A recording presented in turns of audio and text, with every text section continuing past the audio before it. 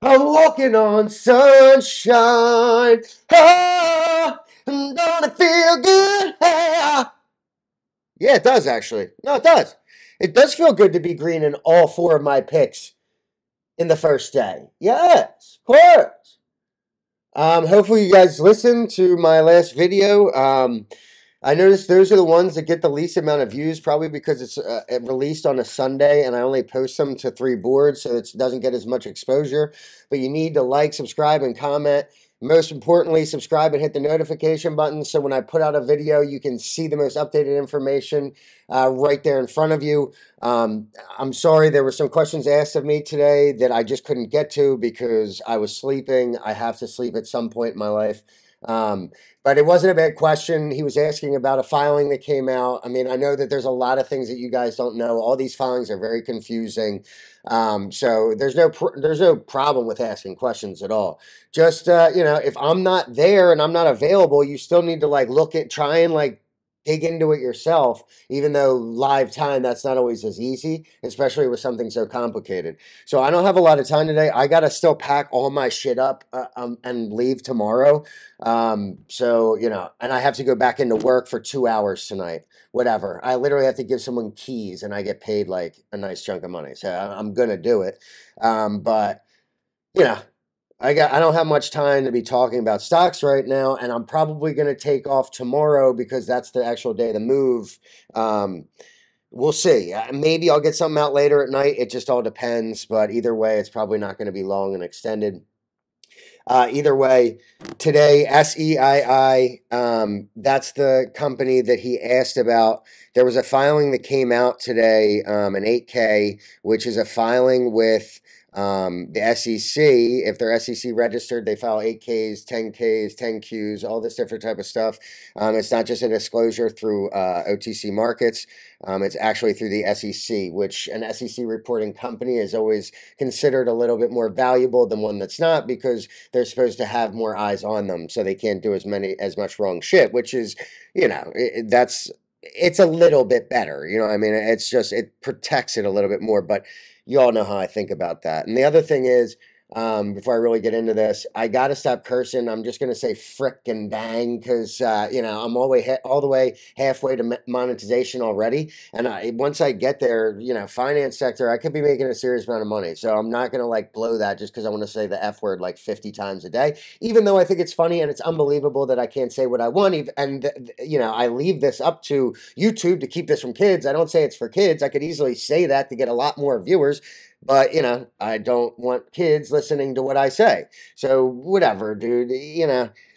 It's unbelievable that I can't say what I want to say on the internet nowadays. That is like a very scary situation. And now that I'm actually making content, I realize the extent of this social credit score bullshit. So I got to get over to Rumble. Bull crap, excuse me. I got to get over to Rumble, and I got to get over to Rumble quick before I get banned on here, or I get 100,000 followers here and nothing on Rumble, and then I get banned here, and then I want to do like separate videos, maybe political talk on Rumble. Or maybe I just end up moving everything over to Rumble and say, screw it on YouTube.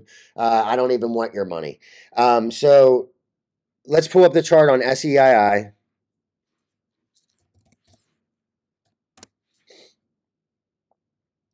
TradingView is my favorite platform, but you could. People are always like saying, "What platform do you use to day trade?" I'm like, first of all, I'm not a day trader because day traders like try and go for like 2 ticks throughout the day and trade like 1,000 times to make $50. Like, yeah, I'm not doing all that. But I'm a swing trader, so you know I do trade often. I sell the stock a lot, but it's not like you know, nonstop, like staring at screens. Like that shit's for the birds, in my opinion. You don't really need to do all that. You just need to like find an entry and find an exit and get the in between on a run. That's all. You don't have to like be like extra technical looking at 5 minute charts. Like, I think I know what's going to happen in the next minute. It's like, all right, dude, like sick, dude. Make your $50, I guess. Why doesn't this pull up? There it is. Okay. SEII, one of my picks of the week. They had a filing come out today that was a change of auditor. So basically what that means is it's really that simple. I mean, this is why, like, you should know this, Barry. You should know that if you just read the filing, and you would see that they fired their audit firm or their accounting firm, and they hired a new one. Now, it's overseas, so I don't know anything about these accounting firms. I can't even look into them. You know, what scares away a lot of people, because I did read the AK, is that they say the company could go underground because it's going concern that it might not make it, and blah blah blah. That's all legal verbiage. Every single stock has that in their filings, no matter what. It's just a rule of thumb. You have to do it. You're protecting your ass, because again, most of these are scams, and they don't want in the end them to go back and be like, well, you didn't tell anybody that there's a, you know, you just pumped your shit. So SEII, no change really as far as fundamentals go on that. Your RSI is pretty much flatline right in the middle, just waiting for what to do next. Your MACD is just pretty much doing the same thing. So your technicals are fine. You're still in this pincher. If we zoom in here, you can see that we're still closing above the orange line is at 4.7. So I would say I've only really taken a starter in this. If the starter goes to 1 or somewhere around there, I'm out, and that's it. And my starter's pretty big, so I'll make good money. But I didn't put my full load in right away, because I said, all right, if this isn't just ready yet, I still have the chance of picking up 4.7s as my second load. So if I can get in at 4.7 and average down from my current average of 5.5, then I could probably pull it down to like 5.2. And, you know, any type of news, this thing's going to go. Now, I'm saying this, I'm not saying that it's like it's shot and it's going back to 4.7. They could easily release news tomorrow. All I know is everything still looks good, and I have no reason to sell. Sellers in the 6s today, I don't think it was a lot of retail. I think that we've gotten a lot of retail out. The flippers that came from like in the 3s or so, where there was only like a chance to get a few million volume, we've already churned out about 10 or 11 million shares. So those flippers are already gone, in my opinion. And since it's so low, we don't have to worry about much else besides for those guys that got 3s and 4s. So good on them. Yeah, you made money. Good. But I also think they're lightly diluting. The common misconception in the OTCs is they see these after-hour trades for like 700,000 shares, and they're like, oh, it was a buy. Oh, yeah. So no, it is dilution. It's a form of dilution. Again, this is a stock that I do have money in, but I'm not going to sit here and lie like anybody else would. Only the truth will be told. That most people would just be like, oh, no, that's not dilution. Yeah, it's like an after-hours buy, dude. That's like sick, dude. Then nobody learns anything. Then you're just all confused consistently. You go on and on and on and on and on about how after-hours buys or after-hours sells or whatever the case may be isn't dilution. It's just this. It's just that. It's people that know something. You know, I read the boards and the pumpers are there saying, oh, shit, they know what it is, but they're just saying, oh, yeah, that's an after-hours buy. We good. Oh, that's it, dude. Oh, yeah, man, that's nice, dude. That's it, dude. But realistically, they know it's dilution, but it's very light. It's nothing drastic. They keep whacking the bid throughout the day. So, you know, it's going to need some type of news to send it, maybe even potentially to 2 cents, which is a big gain from here, because it's so thin. So if they drop news pre-market, it's anybody's game. It's when news comes at bottom, that's when you can still have a run, because you're still going to have the volume. If you get the news at the top, like if you're leading into news and the price is already up 100% and you get the news up 100%, the diluters are just going to hit it then. That's why the buy rumor sell news happens when the news comes out at the top. When the news comes out at the bottom, like in LVGI recently, that's why it ran hard, is because it was so low. So that's SEII. I've already spent too much time on that as it is. GZIC.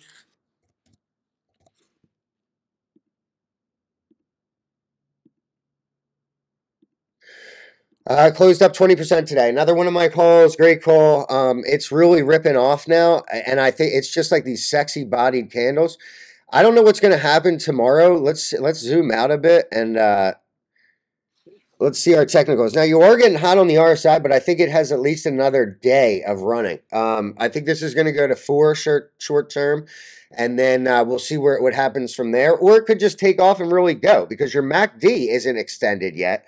Your RSI is a little hot, but it's not like that hot. It's only at 63, so you still got like... I think that went up from 55 to 63 today, and it was still up 20%. So that gives me an overhead of like 4 to 5. If they drop more news, you could be looking at 6.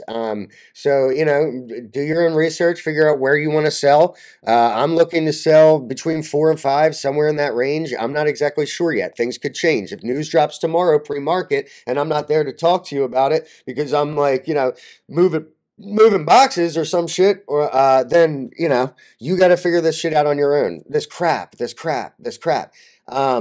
and I got to like stop doing like the jokes and stuff. It's just, it's sad. It's, you know, it's really sad.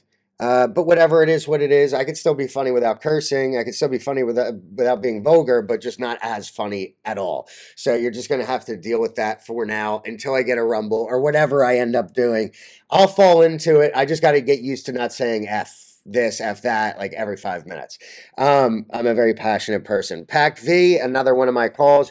All 4 of these are going to be my calls for the week. I mean, you got 58% out of that one. So, you know, these things are all hitting pretty solid. You got an unchanged from SEII. You got 20% out of JIZIC. You got 60% out of Pack V. And you got like 6% out of XCPL. That's from unchanged to 60%. All 4, you know, you had a chance to take a gain throughout the day. You know, even if you were day trading it or whatever. Now, Pack V, it looks like it's still got some room to grow. I don't know how far that room's going to be. You got resistance probably around like 7 or so. It's currently at 4.9. So if you do get a blow off top tomorrow, good on you. See what happens. And probably sell up around there. But I mean, you're up 60%, so you already made that win in my book. I mean, that's a definite win. That was my wild card. Wasn't sure, but obviously something happened today to push the price. Even if it didn't, that could have just popped on technicals. Might even popped on my call. I don't know, because it's such a thin stock. You get a couple people buying, and all of a sudden it's gone. XCPL. And if the company's not like currently diluting, that's how you can take off on technicals, because it doesn't. They're not even paying attention. Now you got XCPL up 6.5%. Let's pull up on the chart. He came back down to this middle line, respecting it like a young son to his father, not abusive, because I can't, promote that, I guess, whatever, even though that's way funnier. You're still flagging here, not sure what the next move is going to be. Your technicals, your RSI is trying to converge, your MACD is trying to converge. You are a little bit hot. It tried to turn red. Now it's trying to turn green. The volume is up. The volume is down. I don't know what's going to happen here, but I do know that you had a chance to sell for a 7% gain. And remember, if you get a chance to sell for a gain, I don't want to hear any excuses. If it's only 7%, if it's 10%, and you feel things weakening, or you think, oh, maybe this isn't the trade for me anymore, don't sit on your hands. Don't go to the boards for encouragement. Don't go to the boards to get coddled and feel good, because then you are going to sit on your hands, and before you know it, you're down 20%, and you could have sold and bought back more shares. And by the way, one other thing is, I had a friend today tell me he quit because, you know, he can't pick it up. He doesn't understand it.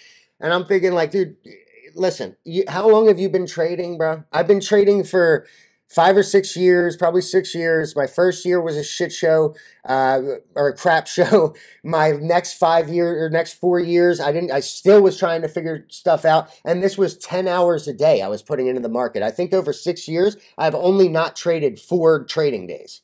And every trading day that the weekends, even after the market closes, I'm still doing research. I'm still looking at the boards. I'm still soaking up information. So I put my 10,000 hours in. You probably put in like maybe 100 hours, dude, and that's max. So you have to, it takes time, dude. You got to stick with it. I've lost 100 grand 4 times going back to 0. And here I am still fighting. You can't give up. You give up, then that pain is going to last a lifetime. If you don't give up, then it might last a day, it might last an hour, it might last a week, it might last a freaking 5 years. But eventually that pain will subside and something else will take its place. And that's usually success, which is what I'm finally realizing at this stage in my career. So it does take time. It's going to take a lot of heartache. There's going to be a lot of times where you want to just give up and throw in the towel and say, tomorrow, tomorrow, tomorrow. But there is no tomorrow. It's today. You have to prepare yourself. You have to take your time. Stop following people and start doing your own research.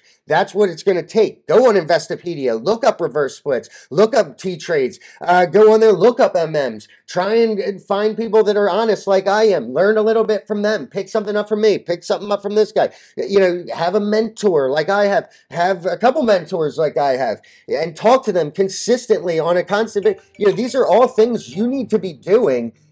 And, you know, if you're going to give up now, then, you know, so be it. But you're going to always look back and be like, wow, okay, like I actually lost that money. Whereas if you keep going, you can make it all back. You got to have a confident mentality. You can't be thinking about, oh man, this, that, and the third, because the trade's already done. You've already lost the money. Trust me, I've had days like that. I've not wanted to get out of bed, but I never gave up. And here I am. So TXTM, this is probably making a lot of people want to give up right now.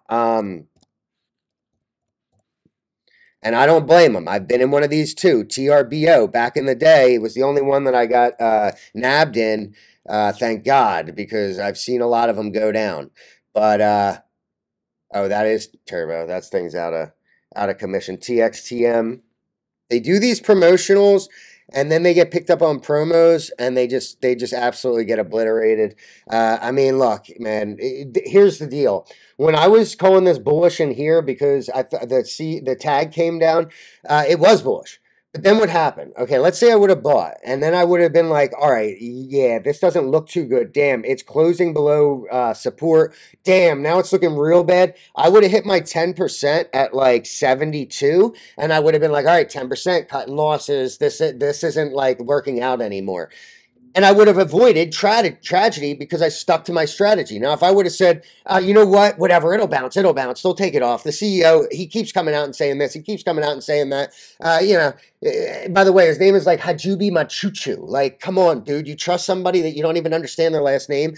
That's not a great idea. At least understand their last name and the origins of it, and it doesn't come from Jakarta, Indonesia, in the middle of the jungles. You know, let's try and focus on names that actually make sense. These guys are obvious scammers. Whatever they're doing, whoever they are, they're all scammers. Whether it's a white guy, a Jew, a black guy, you know, it doesn't matter. All the guys that are involved in the space, they're all scammers. So you can just believe it whether they have names of Hajuki Bajuju or Williams, okay? So, or Stein or Cohen, whatever it might be. So, or I don't even know. I'm not even going to do the African last name because then I'm going to get banned. I just don't understand why we can't have some fun here, folks. TXTM, they came out, they slapped the CE on you, caveat emptor. It's not a great look. I wouldn't touch this with a 10-foot pole just because I don't know how long it's going to take them to get the CE off. I also can't trade it with it being a CE. It's something I'll watch. It's something that could eventually go back up if the CEO actually does pull through, but I'm not counting on it, and I'm also not buying it because I literally can't. So sorry about that, guys, but this should be a lesson to you. Cut 10% losses and don't get sucked into the story of a stock because look at what's happening. Xela, that was one that XELA, that was one that somebody wanted me to look at today. It looks really, really good on the chart. They texted me this midday saying, Xela running, Xela running. I saw it. It was up 75%. Didn't even need to look at a chart, but I could tell by the excitement in his voice that he needed to sell. I told him to start scaling gains. I hope he did because then it went all the way back down to like 35% up. Now, remember, on a day, you could sell that peak and you could buy back in when it drops that from 75 to 35. You know, you don't have to like watch the stock go up and down throughout the day. Now, it takes a lot of skill, but I'm just saying, like, if it's up 75% on the day, especially in a stock like Xela, you might want to, you might want to take some gains. Your RSI is pretty good. It's not too overbought. Your MACD is very good. You had a tremendous amount of green volume today. Let's look in a little bit closer. It is closing above that middle orange line with some power. You have steady volume coming up. Your MACD, look, I mean, they're almost identical. A very, very good looking chart. Very, very good looking. I think it could very easily take off more tomorrow, but I would start scaling gains. Don't ever just sit on your hands when you're up 75%. If you have 1 million shares, sell 250,000, 500,000, 750,000. Make sure that if something does happen and you wake up and the price is back to your average, you didn't take advantage of that is going to be a big deal. So make sure you are. WNFT. This is another one that, you guys got to, I hear a lot of you guys that are new come onto the page and get really excited about something because you believe in the CEO or, the big news is coming. There's a short squeeze coming. I hear a lot of excitement at the top. You have to do reverse psychology and be ready to sell when you're excited and ready to buy when other people are fearful. That is the way the market works. If I cannot get it, I can't tell you that enough. But if you get hooked on the boards, you're going to get part of the excitement. You're not going to sell because all those people are going to be saying, anybody who sells here has paper hands. Anybody who sells here is an idiot, blah, blah, blah. And you're going to think, yeah, if I sell here, I could miss out on $1 million. Bro, look at what happened in LVGI. I sold at 3.6. Then at the end of the day, it ran to 4.2. And I'm sitting there like, damn, it could run to 5.6. I might have missed out on 10 grand. But I told myself, well, what is it? It's the money that wasn't for you to make. So you need to just get over it. Whatever happens, happens. You cleared good money. You have that money in the bank. It's something else that could come to fruition that's trading a lot lower. The technicals aren't as hot. And what happened the next day? It came all the way back down 35%. So I ended up making the right choice. I made the right choice in LVGI to get out. I made the right choices in the other 4 picks to get in. I do have a hot hand right now. I do not want to get a big head. I am not coming here to gloat. I'm not coming. A lot of these, PAC-V was shouted out by, I think his name's John on, I have so many people commenting nowadays. It's hard for me to keep track, but I think John Powell, correct me if I'm wrong, he's the one that called PAC-V. Barry brought XCPL, Barry from Canada, brought up XCPL to bring that back to my attention. GZIC was from Troy, the MD, Troy something, I believe. He's celebrating his birthday in Vegas right now, so hopefully he's having a good time. He's the one that brought GZIC to me. SEII I found on my own. Notice how it's a team effort. I'm not sitting here only pumping my stocks that I'm involved in. If you show me a stock and I like the chart, then shit, I'm going to buy into it, and I'm going to post it to my top 3. So I can't do them all, but if I see ones that I really like, well, then you see what happens. So WNFT, just do not get, if you're in at 3 and you had chances to take 5, 3.8 to take 5, I mean, that's 30%, guys. Like, stop going. I keep hearing, I went all in on this, and I'm good. This is my chance. No, dude. No. Stop. Stop right there. Stop saying, this is my chance. You're going in too heavy. You're getting too involved. This guy's with Bert. I'm telling you, this is from the heart, my man. Stop getting you're buying way too many shares. You're getting way too sold on the story. If anything goes up or down, it's like your entire life savings. No, diversify. You probably have a good chunk of money. Diversify and go for $500 gains, my man. Stop going for 40 grand to 120 in one shot. That is going to get you sucked in and married to the story. Can it happen? Yes. But if you continue to do that, if it happens one time and you turn 40 grand into 120, trust me, I've done it before. You will continue to trade that way, and you'll start putting 120 grand in or whatever, 60 grand into this and 60 grand into that. You take a 50% haircut, and all of a sudden, oh, shit. And then you'll start playing the same game, and you'll be at 0 before you know it, trust me. So, diversify, only invest. Look at what happened to TXTM. I'm not saying that's going to happen in WNFT. I wish you the best of luck. But you got to start scaling out gains. You go in heavy at 3.8 and you get to 50, sell half or do something. Just do something for the love of God. Please do not hang on to these stocks for too long. Scale it out. Take half your shares. And if you feel comfortable, then you ride the rest up. if you really think it's going to do something, and have a tight stop loss at your break even. So no matter what happens, you've taken gains. If you have to sell the rest for the break even, you still made money. Whereas if you just sit there and think that it's going to go to the moon, all these stocks are just going to go to the moon because of what people are saying on the internet, then what's going to happen eventually is you're going to overinvest and you're going to get slammed and not be able to get out. And all of a sudden you're like, well, whatever. And then you become hopeful and then you become fearful and then you sell the bottom and then they run it on you and you kill yourself. Okay, so not literally, but figuratively. LVGI, we already went over it. I mean, let's look at the chart real quick.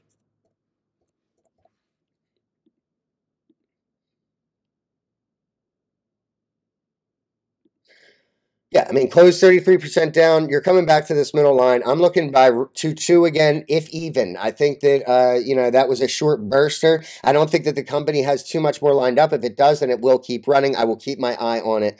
I think 17 is probably the gap fill. It'd be insane if it got back there real easily. I mean, you're still trading pretty well. I mean, it could still go up tomorrow. I'm not sure. I'm just not going to buy unless it's a 22 personally.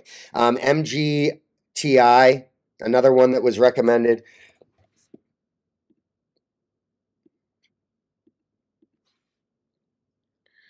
Let's zoom out a little bit here. That's all right. There's nothing like... it's definitely not bad. You came back down here to fill this gap on the daily. You're riding underneath this line. You're on the bottom band. You're pretty much cooked on the MACD in a good way. Your RSI is pretty low. So it's not like a bad stock. I would just have to look at like a longer term chart on this one. But it's not a bad buy. I mean, it's riding bottom. If you buy here, you start taking a starter, see where it goes. If it starts to push, then you're able to add shares. But I mean, it's definitely not bad.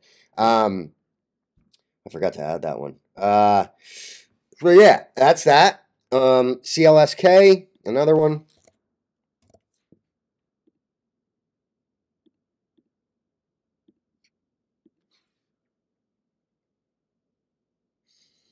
Definitely beaten down. I do think that I mean, just not my cup of tea. Like, I don't really look for charts like this. It just doesn't give me, it's not that it's too expensive. It just doesn't give me any like big run vibes here. I'm not a huge NASDAQ guy or any type of thing over $1. It's just easier to make good money down in the slums than it is with NASDAQ. I mean, I'm sure if I had $10 million in my account, that would be a different story. But you can get slaughtered in NASDAQ, and you can also make a good amount of money, or in the bigger board stocks. It's just, I don't really see anything in this. TSUI, this is one I've traded multiple times in the past. Super, I mean, it's definitely a scam, like they all are, but like whatever. It's a therapeutics or something to do with medical. It does seem like, I mean, this is a pincher. This is pinching. Your line is coming down to touch. Your MACD is perfect. TSOI looks good. I would definitely say I'm bullish on TSOI. I think the chart looks amazing. I don't know. I mean, it really does. It just looks really good. You break above 104 with some strength and some volume because you're kind of low on volume. That's the only thing that I'm missing right now. You're going to get a pretty good run in this. So it is a thin stock. Keep your eyes on it. AREB.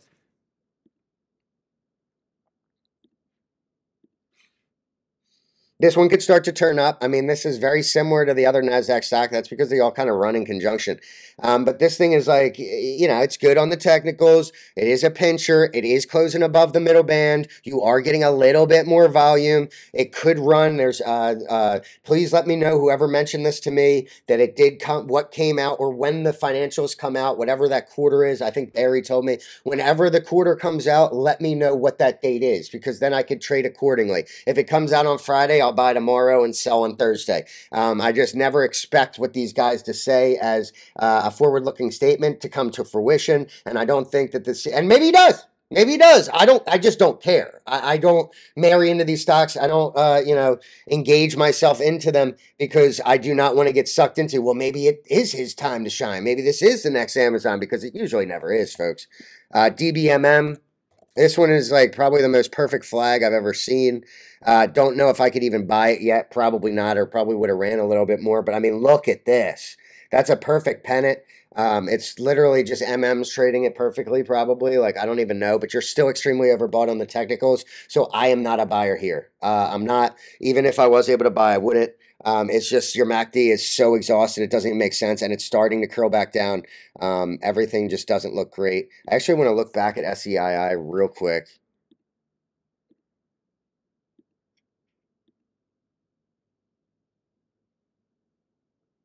What did I want to look at? Oh, no, I mean, it's fine.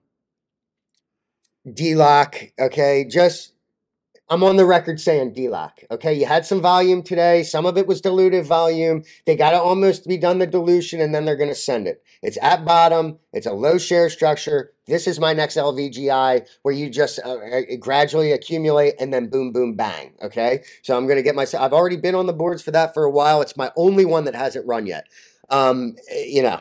So it's primed, bro. Moan.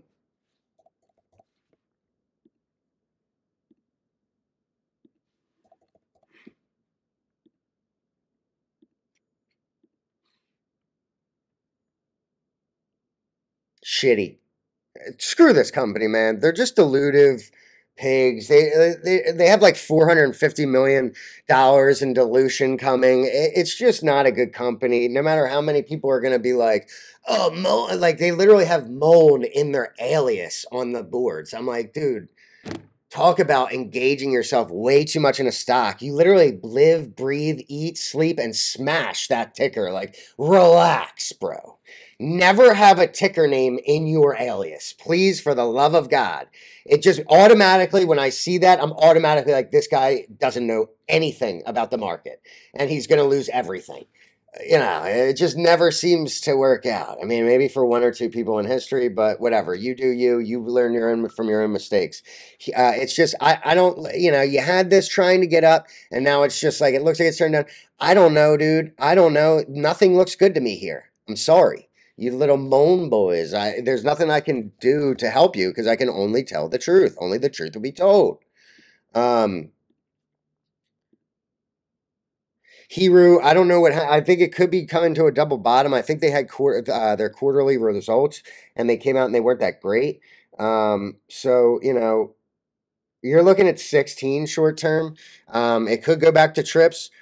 This goes to show that no matter what the company says they are, what they do, if they're in Walmart, if they're in Amazon or whatever they're doing currently, it doesn't matter. They're a small company. They need to dilute to expand. That is literally the reason why they went public for most companies, is to take money from investors like you, use it to buy a manufacturer. Take money from investors like you, use it to pay out their consultants $500K a year on some backdoor deal, which is absolute nonsense. That if you didn't read the financials, which most people don't in the OTC, you wouldn't even see. So these guys are crooks, highway robbers. They are private equity. They are the slums. They are the worst. So you just need to stay away from them at all costs. And by over-investing in a penny stock, believing that it's the next Amazon or Adidas or, you know, and people keep telling me that. They keep saying, oh, well, that you got to do the DD because Monster was a penny stock. I'm like, yeah, bro, you only talk about the ones that actually made it. And that's like 4. Pier 1 Imports, you know, there's a few that, yeah, great. They started with a penny stock. I mean, I guess, and it probably was still even like $1 or $2. You could still be a penny stock and be that low or that high. Sorry, I'm so tired. My mouth is dry. Like I cannot wait for this load in to be. I can't wait for the end of December because I'm not going to work for like months. But yeah, you know, I forget what I was saying. APSI.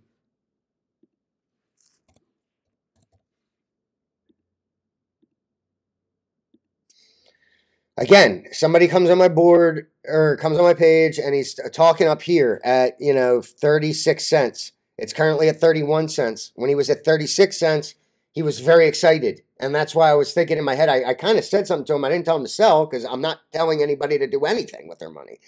But I did say, just be careful because you sound really excited. You sound like you're a fanboy for this, and that is not what we do here, and that's what I'm trying to beat into your guys' head. Now, look, if you're new, it's going to be very hard to do that. So I'm not like coming at you, Sean. I'm not at all. But I'm saying you know, whenever something is lined up to happen on a certain date, and if you know, what happens most of the time is they get delayed. And if it gets delayed, you are in trouble. You might not have a chance to exit, especially on a thin share structure. I haven't even looked it up, but I could already tell by the candlesticks that this thing does not have a lot of shares. Now, and you better get something tomorrow, because if you don't get any news on that merger, your technicals are absolutely shiced, or crap. They are shiced. They are turning down heavily. Your RSI and MACD are turning down heavily. You have a lot of sell volume.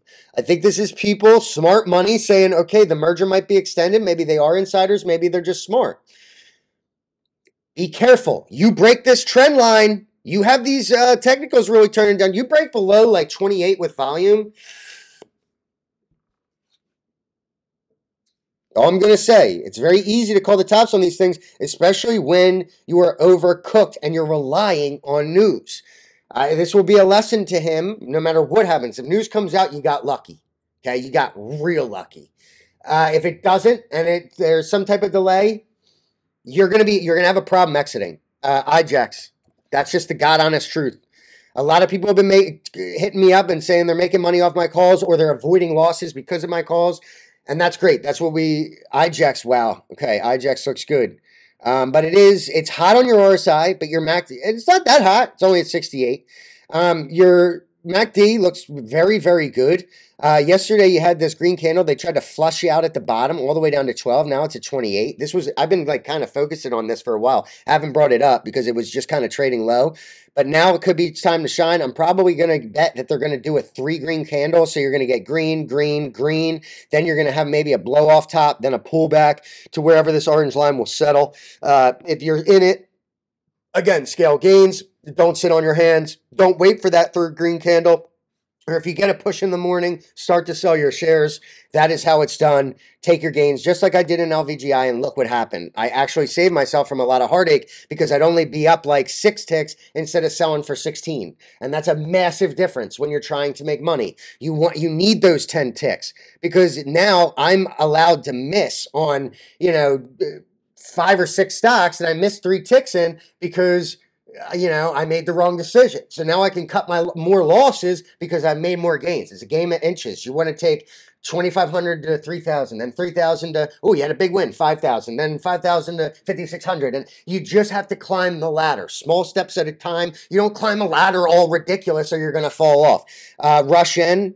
That's a good one. It closed at 17. Very nice. They came out, and I think he got the approval for FINRA. I don't know because I didn't see it in a filing. I'd rather see that in a filing where FINRA actually approved it. Just coming out with a tweet isn't enough for me. But I do trust the guy, so I'm not saying that he's lying at all. But I think the reason why the stock didn't blow the hell up is because there was no filing. It's just kind of hearsay at this point. I think he said he has 9 days to do something. I don't know if that's to actually get these filings in with FINRA to get approved for the spinoff. I don't know if they just got back to him. I'd have to look more into it or talk to him about it, but I would say that it is starting to heat up. I mean, you only got 6% today, but you did close above the middle orange band. You are pushing. Your RSI is very good. Your MACD is very good. I would recommend it. I do think that it might be. Someone asked me if it's time. I'm not sure. I want to see a filing first for my own buys just because I'm a swing trader and I like to get in where it's really getting hot. I don't want to waste any time, but it is this is one to pay close attention to, very close attention. So that basically does it for today. I know it wasn't super exciting. I know it wasn't like bashing a bunch of, I'm not even going to say anything because it's just, again, it's a shame what we're dealing with in this country with censorship. I feel like there's nothing I can say that's going to be funny without, speaking my mind, but I'm sure there will be. Hopefully you guys enjoyed this one. All my picks are up. You got to be excited about it. But again, if you start hitting, getting hot, don't get a big head. Don't think that you figured everything out because right when you do, that's when you'll take a huge loss. You'll get antsy. You'll start overloading on a certain stock. You'll think that you can't lose. Then you take 50% on a huge investment and you lose a bunch of money. And then you're talking about quitting. Don't give up. If you're thinking about quitting, if you're having a bad day, go outside, take a walk, take your kids to a pumpkin patch. I don't give a crap what it is. You gotta get away from the feeling of emptiness when you make a bad trade. You got to get over it quick, and you got to get into something else and make your next best trade. Don't just get hung up on what you've already done because it is in the past. There's nothing you can do about it now. There's nothing you can do to control it. All you can do is to control your next move. That's your buy-in. That's your sell. That's just take it in steps. Next buy is going to be a good buy. When I get a chance to sell it, I'm going to sell it. These are all things that you just need to run over in your own head. I'm not going to be there to help you. Your wife is not going to be there to help you. Your kids are not going to be there to help you. It's all on you. It is a one-man's game, and you're fighting the entire market for shares. You're literally trying to buy something at a certain price and sell it to higher to other people. You are in a competition. That's why it's called a power battle. You are in a competition with everybody else that's trading. That's why you want to get out quicker than them. You want to get in when they're selling the bottom. You want to get out when they're buying the top. These are all things. It's reverse psychology. And for the love of God, do not give up, because that's when it all goes away. So until tomorrow, which I might not be able to make a video, maybe I'll shoot one from my hot tub when my friend who's coming over to drink some beers and have a good time set everything up with me, which I'm very excited about that, but he probably hates his life and probably wants to kill me. But whatever, I appreciate him helping me. We do have a moving company, okay? So sorry.